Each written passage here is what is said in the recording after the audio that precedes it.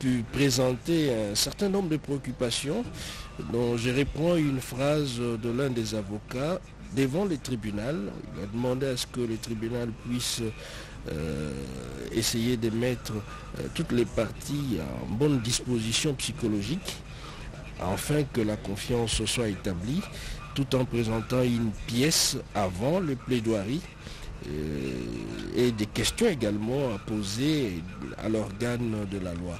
Donc nous ne sommes plus pendant l'instruction à rappeler les juges. C'est déjà l'étape de plaidoirie. Et là, on est en train d'examiner du point de vue technique si ça sera possible qu'on puisse soumettre le support audio que vient de présenter la défense du prévenu Vital Kamere. En guise de rappel, l'audience de plaidoirie est fixée du point de vue étymologique par les juges pour permettre aux parties de présenter chacune leur argument. Dans la procédure pénale, la partie civile prendra la parole en premier pour soutenir les accusations du ministère public et justifier en quoi a-t-elle subi les préjudices par les actes de prévenu. En termes clairs, la partie civile qui se greffe à l'action du parquet va exposer les faits infractionnels reprochés au prévenu pour solliciter in fine réparation. Faut-il encore que les faits mis à charge des prévenus soient établis. Et puis le ministère public va résumer les faits et présenter son réquisitoire final. Les prévenus prendront ensuite la parole pour présenter devant les tribunaux leurs moyens de défense. Et dans la finalité, le but est de demander au tribunal de rejeter les accusations, ce qui est une posture normale quand on est prévenu.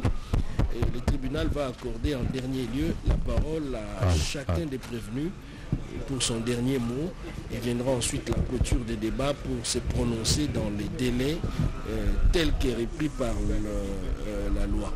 Donc nous rappelons que les 3 détenus, les 3 prévenus sont poursuivis pour 3 préventions principales, notamment détournement des deniers publics, corruption et blanchiment des capitaux. Et c'est un dossier qui s'achemine petit à petit vers la fin. Mouyal, vous avez un mot à placer? Bon, nous sommes, comme si on était en train d'assister à une sorte d'arrêt. Merci, Monsieur le Président, pour la parole. De la procédure qui a commencé. Monsieur le Président, avant que je ne place un mot avant sur ce qui vient d'être dit, il conviendra ce que vous puissiez demander à la défense du prévenu Vital Kamere de retirer les mots qu'il a placés. Un procès de ruse. Monsieur le Président, par respect à votre tribunal, nous lui demandons de retirer ces termes-là pour que je puisse continuer. Oui, Maître Kabini, vous avez la parole pour retirer ce que vous avez dit. Je sais. Quand on manque d'arguments sur le droit, on exige à une partie opposée de retirer. Je retire. Okay. Mais qu'il soit fort sur les arguments de droit. Merci, ça c'est... Oui, monsieur. Merci, Monsieur le Président. Le prévenu Jamal vient aujourd'hui pour dire qu'il a des exceptions à soulever, alors que cette cause ici a été instruite abondamment. Le tribunal a estimé avoir été largement édifié. Et la cause a été renvoyée à l'audience de séjour pour plaidoirie et réquisitoire. C'est le tribunal qui avait déjà décidé. Ce n'est pas par le plaisir d'une partie de ramener le tribunal à reprendre l'instruction qui a été déjà menée. L'instruction a été menée. Celui qui a besoin d'être édifié, c'est le tribunal. Ce n'est pas ceux qui sont à la barre, Monsieur le Président. On nous demande depuis le début de ces procès de donner les preuves du détournement à charge du prévenu Vital Kamere. Monsieur le Président, nous avons fait une instruction ici. Et ils ont leur entendement de ce qu'ils appellent le détournement. Nous avons l'entendement que nous avons du détournement au regard des dispositions légales. L'instruction qui a été menée ici pendant 4 ou 5 audiences, nous avons pu réunir tous ces éléments à charge du prévenu. C'est à cela que nous disions à tout moment qu'au moment venu, Nous allons agencer tout cela pour démontrer à votre tribunal qu'il y a eu détournement, Monsieur le Président. Le ministère public n'est pas là pour commencer à répondre aux questions de la partie prévenue. Le ministère public n'est pas en accusation, c'est le ministère public qui accuse. Ils ont soif de connaître ce que nous avons retenu, les éléments que nous avons comme preuve à sa charge, qui nous donne l'occasion. Vous avez dit qu'on passe à la plaidoirie, vous avez passé la parole à la partie civile, mais ils ne veulent pas qu'on y aille, Monsieur le Président. Qu'est-ce que nous allons faire? Nous allons nous plier à leurs caprices? Je ne pense pas. Votre tribunal avait déjà instruit. Aujourd'hui, nous sommes à l'audience des plaidoiries. Il convient à ce que vous puissiez donner la parole à la partie civile, de présenter ces doléances pour que nous puissions requérir, et à ce moment-là, leur soif sera étanchée. Bien, merci. Ils vont comprendre de quoi... Merci, merci. Merci, Monsieur le Président. Bien, suivez, s'il vous plaît. Nous n'allons pas perdre beaucoup de temps. S'il vous plaît, suivez. Non, non, non, suivez. Le tribunal va vous répondre. Suivez. Le tribunal voudrait rassurer les parties au procès d'une chose. Que lorsque l'instruction est menée, c'est pour permettre au tribunal d'être éclairé. Parce que c'est le tribunal seul qui rendra la décision. Et je crois que tout au long de ce procès, les parties se sont exprimées librement de telle sorte que, à l'audience passée, le tribunal a estimé sa religion éclairée et a renvoyé pour plaidoirie. Et pour preuve, parce que le prévenu Caméré parle de ce CD qui contient les discours, les orientations du président de la République, le tribunal voudrait vous remettre en mémoire ce qui a été dit brièvement au cours des audiences d'instruction.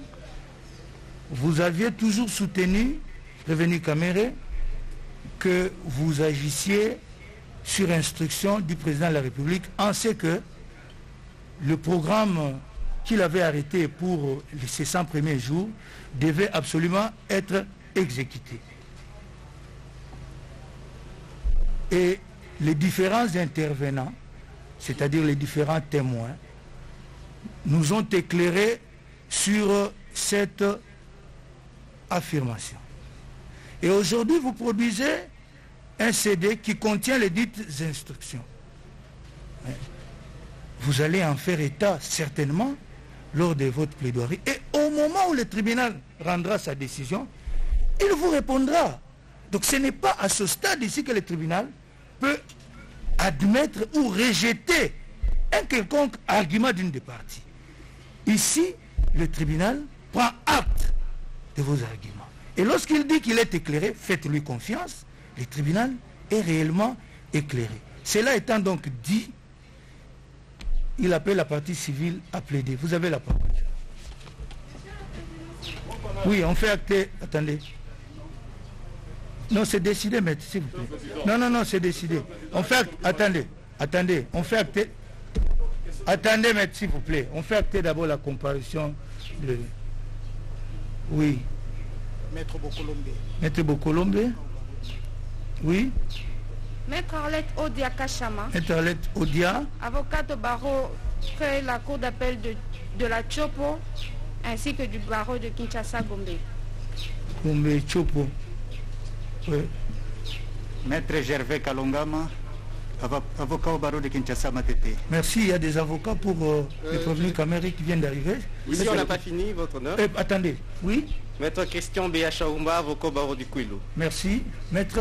Votre honneur, je suis Gérard Jules Dieudonné, Kabemba Mwanana Loalaba, je suis avocat inscrit au tableau du barreau de Kinshasa Matete. Oui.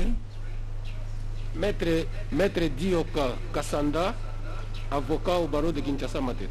Ok. Maître Mputu Mansoni, avocat au même barreau. Ok, merci. Partie civile. Merci beaucoup, Monsieur le Président, pour la parole. Non, maître, s'il vous plaît. Excusez, monsieur. S'il vous plaît. Excusez-moi. Chers confrères. Maître, non, non, non, maître, c'est fini. Cette question-là. Chers confrères. Vous avez la parole, s'il vous plaît. Je crois qu'il y a un minimum. Partie civile, s'il vous plaît. Je pense qu'il y a un minimum d'été. S'il vous plaît, c'est nous qui avons la police des débats. Vous avez la parole, partie civile. Merci beaucoup, Monsieur le Président. vous aurez remarqué que ce dossier, ou plutôt cette plaidoirie, commence dans une effervescence d'une stratégie de quelqu'un ou de ceux qui ne veulent pas se défendre. Mais c'est un jeu d'enfant, parce que c'est un jeu qui ne nous mène nulle part. Alors, je commencerai cette plaidoirie telle que je l'avais prévue, en commençant par ce que j'appelle les malentendus théoriques. Et mon excellent confrère le bâtonnier Vous avez 2 heures maximum, donc c'est chronométré. Je n'aurai pas besoin de 2 heures. Parce que ce qui se conçoit bien n'a pas besoin d'être dit en plusieurs mots. Je pense toujours à cette parole du Christ qui dit qu'il ne faut pas prier comme les païens qui multiplient les paroles. Justement, on multiplie les paroles quand on n'est pas convaincu soi-même. Et lorsqu'on n'est pas convaincu soi-même, on ne peut pas convaincre le tribunal. Voilà pourquoi cette agitation de tout à l'heure, ça traduit un manque de confiance en soi, un manque d'arguments. Alors, quels sont ces malentendus théoriques avant que mon estimé confrère revienne sur les infractions elles-mêmes? Les malentendus théoriques. En suivant ce procès pendant ces 4 audiences, je suis arrivé à quelques malentendus théoriques. Le premier malentendu, c'est que les prévenus ont tendance à croire qu'il y a 2 auditoires. Il y a le tribunal qui doit être convaincu et qui dit qu'il l'est déjà, en tout cas qu'il a sa religion éclairée. Et il y a cette opinion publique qui nous suit de par le monde. Et toute la stratégie de la défense consiste à confondre ces 2 auditoires. Or, moi, comme avocat de profession, comme eux d'ailleurs, qui sont des excellents confrères, nous savons que seul le juge doit être convaincu. Voilà pourquoi moi, je me suis préparé à venir convaincre les juges. Pas l'opinion publique, mais l'opinion, oui. Mais l'opinion intéresse l'homme politique et non l'avocat, et non la défense, et non les acteurs judiciaires dans cette audience. C'est un malentendu qu'il fallait lever. Le deuxième malentendu sérieux, et celui-là il est vraiment sérieux parce qu'il est d'ordre juridique, c'est qu'on ne se comprend pas très bien sur la notion de contrat de marché public. À la 2e ou 3e audience, le prévenu Kamere vous a même dit que le contrat pouvait être verbal. Il vous l'a dit. Et quelque part dans ce développement, il vous a même dit qu'il était possible de régulariser. C'est pourquoi j'ai failli intituler ce procès ou cette plaidoirie, la plaidoirie de rattrapage. De rattrapage. Et vous verrez que toute la succession d'actes dont je vous avais parlé à la première audience, ce ne sont que des actes de rattrapage. Comment? Le contrat de marché public, quelle est sa nature juridique d'abord? Ce n'est pas un contrat de droit privé, c'est un contrat de droit public, et plus précisément un contrat de droit administratif. Cette qualification a quelque chose d'important en droit, parce que justement, lorsqu'un contrat est de droit public, sa nullité a une nature différente que la nullité d'un contrat de droit privé. Je suis obligé de dissiper ces malentendus. Les confrères reviendront peut-être plus tard dans les répliques sur cela.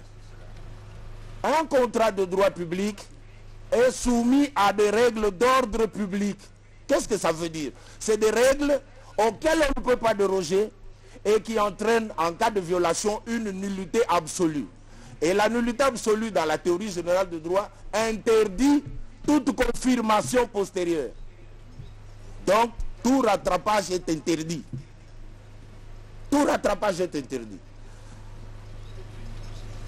C'est très important de le savoir dès l'abord, dès l'entame de cette plaidoirie, parce que M.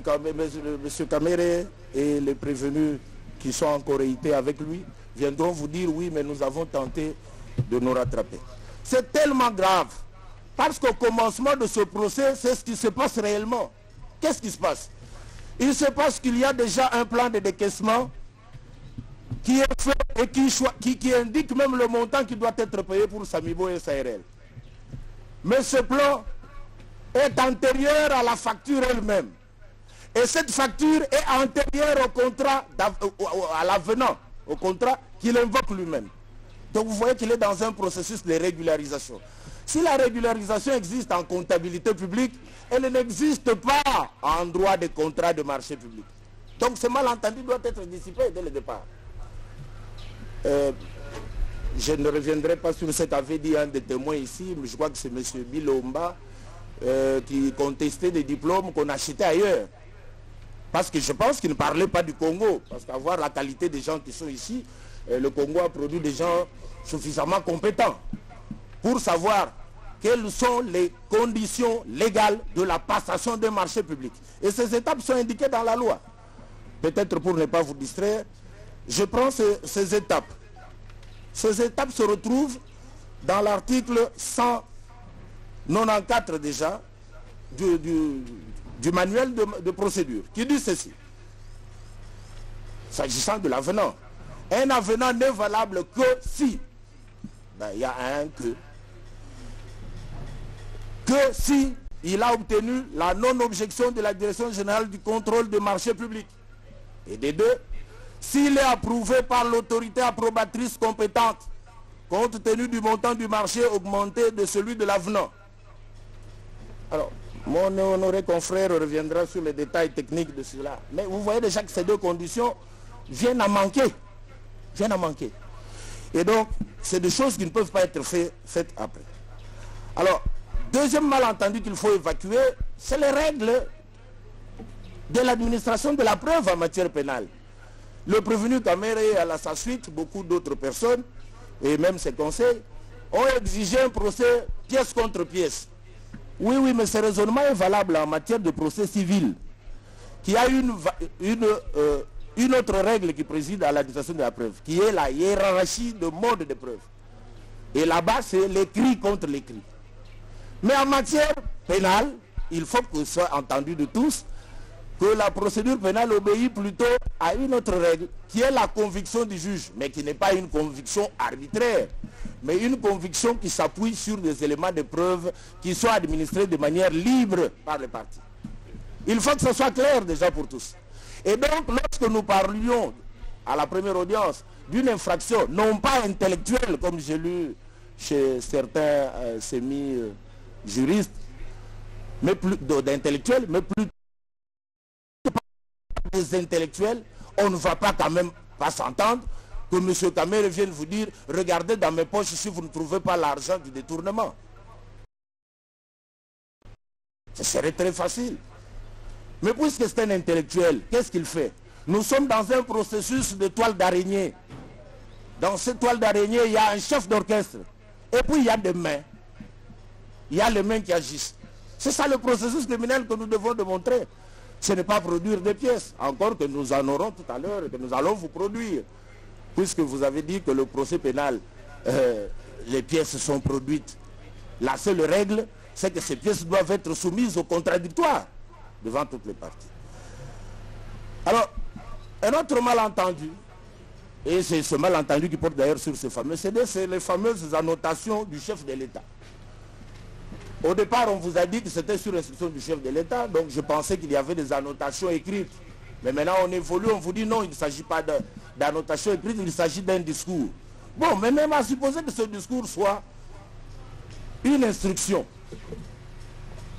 Mais est-ce qu'une instruction vaut-elle un contrat ou un mandat criminel donné au prévenu d'aller faire autre chose que ce pourquoi on a été envoyé en mission? Donc vous verrez bien que c'est des choses qui ne tiennent pas. Mais peut-être nous reviendrons là-dessus. Alors, les schémas criminels. Je vous ai dit qu'il s'agissait d'une toile d'araignée. Au centre de tout, il y a Vital Kamere.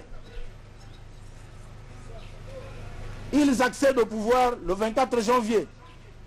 Le 25 janvier, ils paralysent le gouvernement et les entreprises publiques par un communiqué. C'est évident. Ça, c'est un fait constant dans le dossier.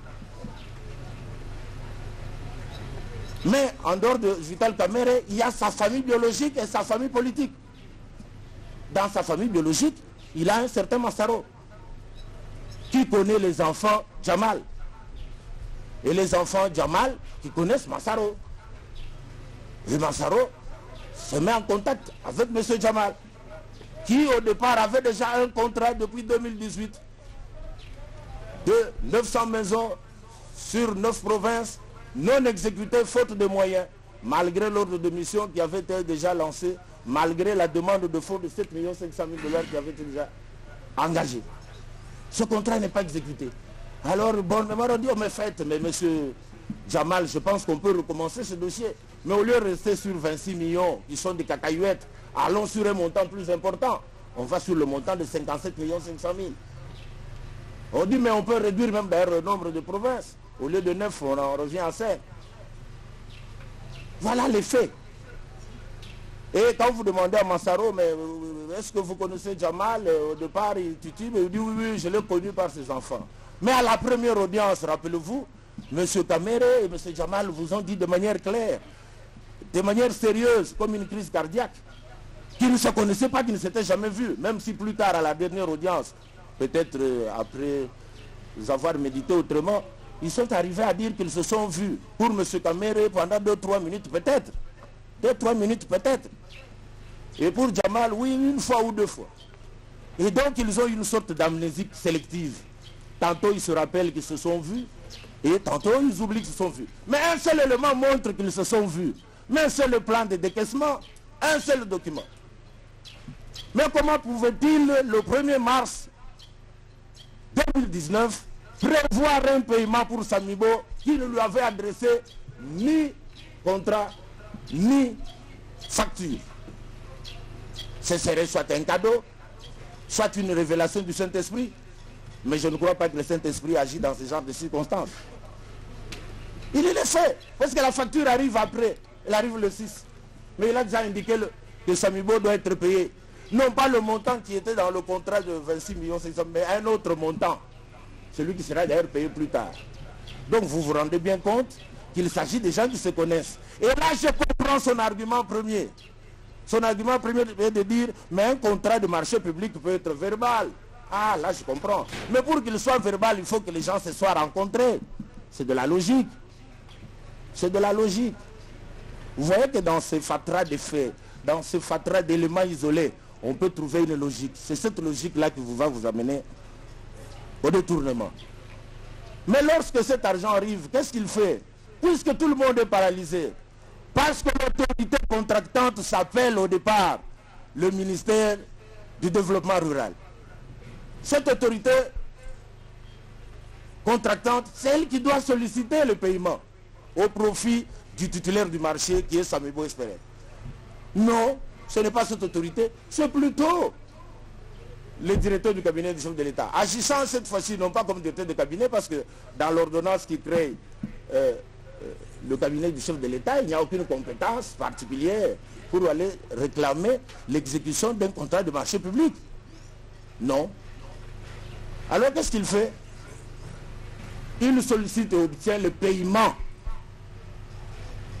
de la totalité, au mépris du contrat lui-même qu'il invoque. Puisque ce contrat dit, en première tranche, 30%. Mais avant même 30%, les agents du ministère du Développement Rural devaient faire un voyage en Turquie pour checker, pour contrôler la qualité. Ça, tout ça n'est pas fait. Mais je vous dirai plus tard pourquoi tout ça n'est pas fait. Pourquoi on passe outre. Et vous avez posé intelligemment cette question. Vous avez dit, mais quels sont les engagements des parties dans le contrat?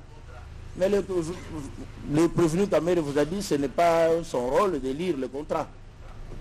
En d'autres termes, dans ce contrat, une seule disposition l'aurait intéressé, c'est le prix. 57 500 000. Mais le reste des engagements des parties, c'est pas sur affaire. Mais pour quelqu'un qui est sorti d'une bonne école, de l'université de Kinshasa, qui a de l'expérience, qui est un intellectuel, il vous l'a dit à la première audience, c'est quand même curieux qu'il ne lise qu'une seule disposition du contrat et pas les autres. Et pas les autres. Et il ne s'arrête pas là. Il dit, mais oui, mais puisque l'argent est arrivé chez les tiers. Parce que le vrai problème du détournement, contrairement au vol, le vol, on doit trouver le bien volé entre les mains du voleur. Mais pas ici, pas le détournement. Le détournement, c'est pas être même au bénéfice d'un tiers. Ici, l'argent va chez un tiers. Mais curieusement, nous constatons des mouvements suspects tout autour de cette famille biologique. Vous avez entendu les gens, vous verrez les pièces, vous les avez. Des mouvements d'argent. Des gens qui avaient 28 000 $ au 31 mars 2018. tout d'un coup se retrouvent tous autour de 400 000, 500 000, 800 000. Tout ça c'est curieux, toujours au moment où le premier paiement a eu lieu. C'est curieux. Et plus tard, parce que on garde toujours le meilleur pour la queue, et en même temps, comme disaient les latins, c'est vers la fin, je laisse le plaisir à mon estimé confrère plus tard de revenir sur une pièce capitale qui montre cette intention. Et vous avez tout autour de la famille biologique, Massaro, tout agent de la SONAS qui se retrouve en train d'acheter des immeubles à la vente publique à 1 120 000 $, d'acheter des maisons à 600 000 $, à la même période, hein, c'est-à-dire avril-mai 2019. Il y a un enrichissement qui ne s'explique pas. On vous dit non, ce sont des réserves, ce sont des économies. Mais on n'indique pas l'origine de ces économies. Pire encore, on achète quelques immeubles dans la ville. Mais tous ces immeubles, puisque le crime ne peut pas être parfait, ont connu un seul monsieur comme chargé des démarches administratives. C'est M. Tanier Mécha. Et M. Tanier Mécha dépose devant l'officier du ministère public pour dire oui, voilà la liste de tous les certificats d'enregistrement. Et il ajoute d'ailleurs, je les ai tous en original moi. Je les ai tous en original. Et d'ailleurs, c'est M. Kamere qui m'a demandé de les garder. Et quand on regarde dans cette liste, on ne voit pas un seul document au nom de M. Kamere, à part un terrain qu'il aurait encelé dans une île, quelque part là-bas. Mais tous les biens sont au nom des membres de sa famille. Et curieusement, sa famille politique s'invite. Pour une fois, lorsqu'on établit un titre de propriété, ce titre de propriété se retrouve demandé dans un ministère. C'est le ministre Sakombi, curieusement, de la même famille politique que lui, qui apparaît, qui vous dit, écoutez, amenez-moi les certificats. Les témoins ont été entendus. Les procès-verbaux sont au dossier qui indique qu'il a demandé. Et se rendant compte donc de cette toile d'araignée, qui a quelques fissures déjà, parce que le 23 janvier déjà, Madame Soraya était cessionnaire d'un terrain. Se rendant compte de cette difficulté, vous avez vu le débat qui s'est passé la dernière fois. On dit oui, mais moi j'ai acheté. Mais celui chez qui on est censé avoir acheté, dit, Jamal dit non. Même si je ne parle pas très bien français, je ne me trompe pas. Je n'ai pas vendu, j'ai donné cadeau. J'ai donné cadeau. Et d'ailleurs, c'est tellement vrai que son avocat, maître Chicha Bokolombe, a écrit, parlant de cession. Parle de cession, il ne parle pas de vente. Donc, on est dans un processus de rattrapage des erreurs. Mais ce processus va même plus loin, monsieur le Président, il va atteindre même le parquet général de la Gombe. On ouvre un faux dossier. On ouvre un faux dossier, parce que M. Kamere vous a dit, rappelez-vous, que lorsqu'il a vu dans les réseaux sociaux que sa fille, ou plutôt sa belle-fille, était devenue cessionnaire d'une parcelle sur la baie d'Ingaliema, il fallait faire annuler ce contrat. Très bien. Et il en aurait parlé au chef de l'État. Très bien. Mais il est allé plus loin, sans le faire ouvertement. On est passé par le parquet près la cour d'appel de la Gombe, qui a ouvert un dossier, je ne sais contre qui. Mais au cours de ce dossier, on a intimé l'ordre aux conservateurs d'annuler le certificat d'enregistrement de Soraya. Ça a été fait, vous verrez le certificat là-bas. Il y a le procès-verbal dans le dossier. Mais monsieur le conservateur étant un homme intelligent, il dit mais oui, mais je vais annuler sur quelle base? Parce que les actes sont faits régulièrement. Il a annulé, bien sûr, pour des questions de superficie, mais il a rétabli le titre au nom des partis. De telle sorte que cet argument de rattrapage n'a pas pu tenir. N'a pas pu tenir. Parce qu'en avril, les contrats de concession perpétuelle, ou plutôt de contrat de bail, a été établi bel et bien au nom de Soraya. Malgré les dénégations déjà de son père, plutôt de son beau-père, que ce contrat était mauvais. Donc il était tout à fait au courant au moment où il signait en 2019 les paiements, en avril 2019, que le contrat avec Soraya existait parce qu'il était déjà au parquet. Donc voilà pourquoi je vous disais que l'ensemble des actes isolés va nous indiquer finalement le processus. Alors, s'agissant de son épouse, vous l'avez entendu, vous avez vu comment elle s'est battue, mais en faisant une belle récitation. Mais comme toute belle récitation, les récitations ont toujours des défauts. Alors, madame vous dit au départ qu'elle est commerçante, mais elle ne connaît pas sous quel registre de commerce elle exerce ce commerce. Mais elle se rappelle qu'il y a quand même 826 000 $ qui ont été donnés en cash à son mariage, 33 000 € en cash, 10 millions de francs CFA, 4 véhicules neufs. Et tout d'un coup, cet argent qui est donné au mois de février, parce que c'était un mariage public, en tout cas, qui a connu une grande publicité, mais cet argent ne se retrouve sur le compte qu'en une seule fraction au mois d'avril, exactement après le 8 avril, c'est-à-dire après le paiement de la première tranche de 14 millions donnés à Samigo. C'est des coïncidences. Le Saint-Esprit agit. C'est possible. Il peut agir que les gens d'une famille aient de l'argent tous presque au même moment, achètent leurs biens presque tous au moment. Mais le Saint-Esprit agit. Mais le Saint-Esprit agit dans le bien. Il n'agit pas de cette manière-là. Parce que le directeur de cabinet, tout puissant qu'il est, il a un salaire connu. Il a un salaire connu. Ce salaire, on peut le retracer. On peut le retracer. Et il est incapable, ce salaire-là, d'acheter ces biens-là dans une année. C'est impossible. C'est impossible. Encore que je ne vais pas aller plus loin parce que le code de l'éthique interdit d'ailleurs aux agents publics et à leurs épouses, même par personne interposée, de faire le commerce. Et donc, cette voie-là n'est pas la meilleure de toutes les manières. Voilà comment cela se passe. Et au-delà, il y a M. Mouima. M. Mouima.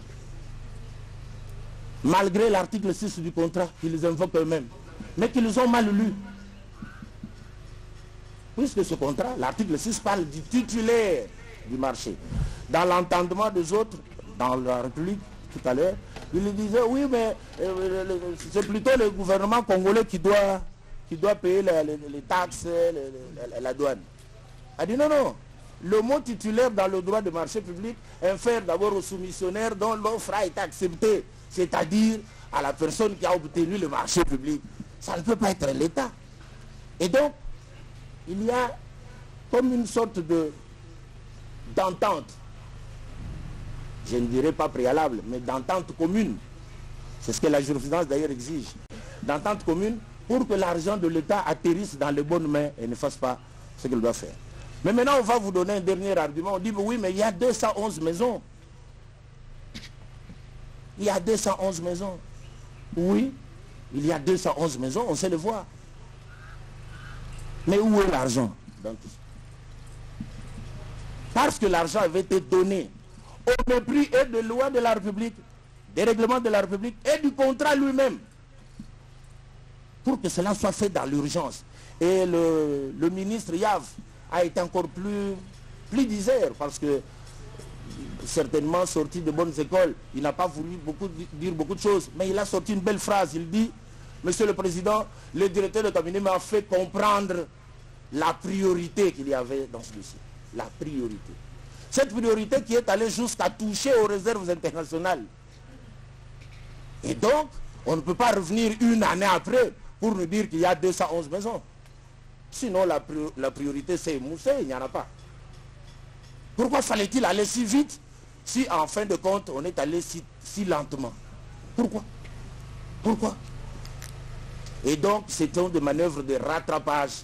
S'étant rendu compte que finalement tout était bouclé, que la faute était là. Alors le prévenu Kamere et sa suite ont commencé à chercher ça. Mais plus grave encore, Mouima, qui va toucher de l'argent de la République, a un comparse, qui est également un membre de la famille politique de M. Vital Kamere, M. le ministre Toumba John. Je n'ose pas appeler excellence, parce que le mot excellence, je crois qu'il doit avoir un contenu moral. Mais ce ministre se promène avec de l'argent de la République dans le coffre de sa voiture et se retrouve à Matadi pour importer non pas les maisons, finalement des voitures de la présidence. Finalement quoi? Il importe les véhicules, il importe les meubles, et des appareils matériels qu'on a vu peut-être à la télévision être donnés comme des cadeaux dans des hôpitaux. Mais ça s'appelle comment tout ça? C'est ça, les détournements, Monsieur le Président. Voilà pourquoi je m'en tenais d'abord à faire lever ce malentendu pour passer la parole à mon excellent confrère qui va revenir sur chacune des préventions et me réservant la parole plus tard pour des répliques éventuelles sur des questions vraiment de droit, parce qu'en réalité ce dossier est un dossier juridique très intéressant, un dossier pédagogique qui va donner l'occasion au peuple congolais de savoir quelles sont les infractions dont on est susceptible lorsque on gère les deniers publics. Parce qu'en fait, la République, c'est quoi? La République, c'est nous tous. C'est notre vouloir vivre ensemble. Mais notre manière aussi de nous répartir les ressources pour avoir une vie meilleure. Mais si quelques-uns d'entre nous, parce qu'ils ont simplement créé des partis politiques, peuvent accéder à ces charges et gèrent nos biens communs comme si c'était leur propre poche, c'est une occasion pédagogique de les corriger et de manière claire. Parce qu'au fait, en dehors de l'adhésion ou de l'appartenance à un parti politique, mais il y a beaucoup de Congolais qui ne sont membres d'aucun parti politique, mais qui sont d'une compétence avérée. Je ne sais même pas pourquoi on ne les nomme pas. Pourquoi on s'agglutine dans des petits partis politiques qui forment des gens qui se comportent de la sorte. Ils se comportent tel qu'on a dit. Je ne voulais pas dire d'autre chose de désagréable, mais de cette manière-là de se comporter. Il y a tout, sauf de la rigueur, sauf du sérieux. Malgré tout, les conseils qui lui ont été donnés, notamment par un des témoins, M. Kangoudia, qui est son ami. Quelle est la réponse du prévenu Kamere? Il a convaincu le chef de l'État. C'est ce qu'il dit. On lui dit dans la salle, il dit, mais écoutez, j'ai vu M. Jamal dehors, là, je le connais depuis la RTNC, il n'a jamais fait les travaux, il a réclamé 25 millions de dollars, ne faites pas cela. Il dit non, il a convaincu le chef de l'État. Est-ce l'attitude d'un cadre responsable? Parce qu'en réalité, dans le procès pénal, ce n'est pas seulement les actes, c'est le comportement de l'infracteur qu'on juge. On juge un homme, on ne juge pas des papiers. C'est pour ça que dès le départ, je vous avais dit, lorsque je l'ai vu s'agglutiner à debout des papiers, dit non, on juge le comportement. Le comportement de l'infracteur est-il le comportement d'un père de famille, diligent, moyennement intelligent? Or, ici, on vous a vanté qu'on n'est même pas moyennement intelligent, on est carrément intellectuel. Qui est un terme que moi-même, je n'ose pas m'attribuer. Être intellectuel, c'est appartenir à une classe sociale. Cette classe sociale, c'est une classe sociale non pas seulement des gens qui détiennent des diplômes, mais des gens qui ont comme la morale, le bien commun, comme valeur absolue. C'est ça les intellectuels. Il ne faut pas confondre avec les universitaires. Les universitaires sont tous ces gens qui ont des diplômes. Et ils sont nombreux au Congo. Mais intellectuels, c'est une classe d'individus rares. Même en Europe, vous les trouvez rarement, les intellectuels. Et donc, on s'est donné des mots. J'appelle ça l'hybris du pouvoir, parce que généralement, quand on est au pouvoir, on se croit doté d'une intelligence supérieure du fait d'être assis sur une chaise. Alors que l'intelligence était d'arrêt bien partagée peut-être par d'autres personnes. Voilà, Monsieur le Président, je ne veux pas abuser de votre temps. Tout ça, c'était les malentendus théoriques. Je passe donc la parole à mon estimé confrère pour vous exposer les faits et les moyens de droit et me réserverai le droit de revenir dans les timings qui est le nôtre. Merci, Monsieur le bâtonnier, allez-y. Non, non. Non, non, s'il vous plaît. Pendant la plaidoirie, vous allez répliquer. Ce ne sont pas des attaques personnelles, s'il vous plaît. Ce ne sont pas des attaques personnelles. C'est la plaidoirie, ce ne sont pas des attaques personnelles. Allez-y. Mais vous allez parler, ne vous en faites pas. Allez-y. Monsieur le Président, Monsieur les juges, Monsieur le procureur général, la vérité, c'est prendre son temps. Et heureusement que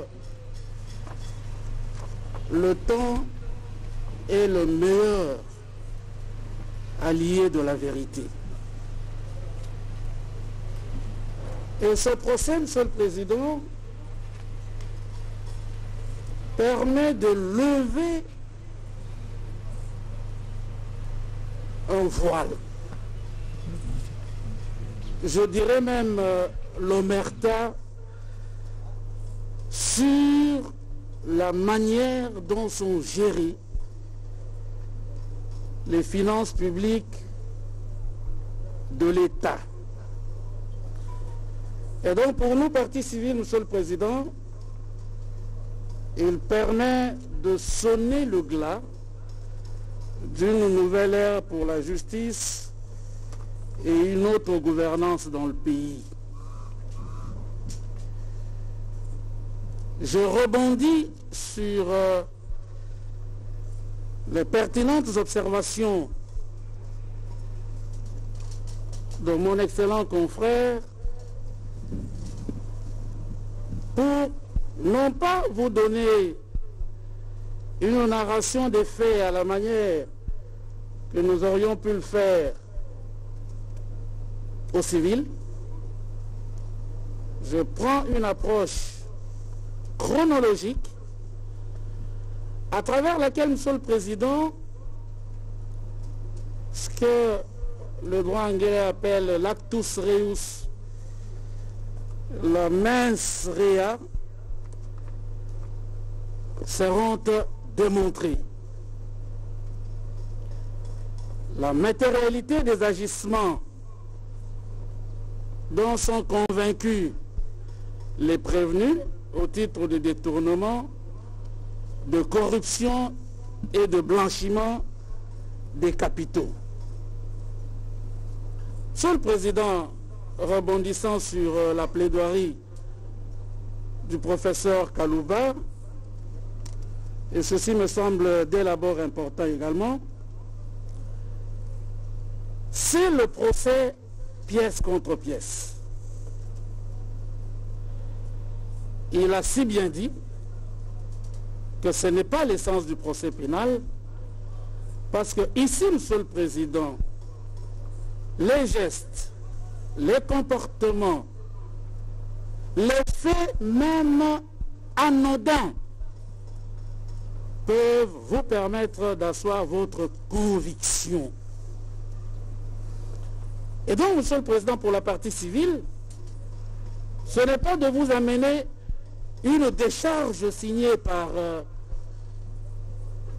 notamment le prévenu Caméré, où il dit, moi Caméré, je reconnais avoir reçu autant. Ça n'existe pas. Ça n'existe pas. Mais les liens, les corrélations vous permettent d'en inférer que ces comportements sont constitutifs des infractions pour lesquelles le ministère public les a poursuivis. Et je m'en vais, Monsieur le Président, pour preuve. Vous l'avez entendu ici, et nous allons revenir sur cela. Quand le ministre des Finances, qui est un homme éduqué, vous dit que le directeur de cabinet m'a fait comprendre, ce n'est pas par un écrit. Parce qu'il y a eu des appels téléphoniques, il y a eu des réunions qui n'ont pas été sanctionnées par un écrit. Et les preuves les attestent. Deuxième élément, Monsieur le Président, pour vous faire comprendre que le procès de pièce contre pièce n'est pas ce procès, un témoin important, le comptable public à la présidence, vous a dit ici dans quelles circonstances il a dû remettre de l'argent à XY. Et il l'a fait sur instruction au téléphone. Il n'y a pas d'écrit pour cela. Il n'y a pas d'écrit.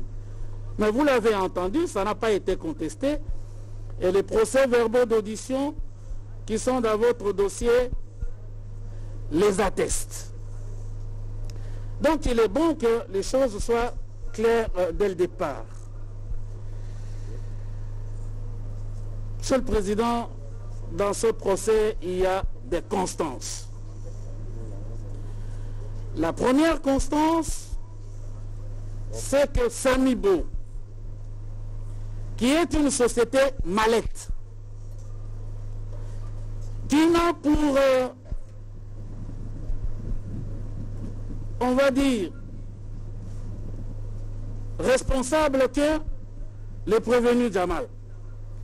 Ceci n'est pas de moi, ceci est de son comptable qui a été auditionné. Et lorsqu'on lui pose la question, au sein de cette société, quel est le personnel? Il n'y a personne. Sauf quelqu'un qui vend dans le magasin, un électricien, rien d'autre. Le dossier que la partie civile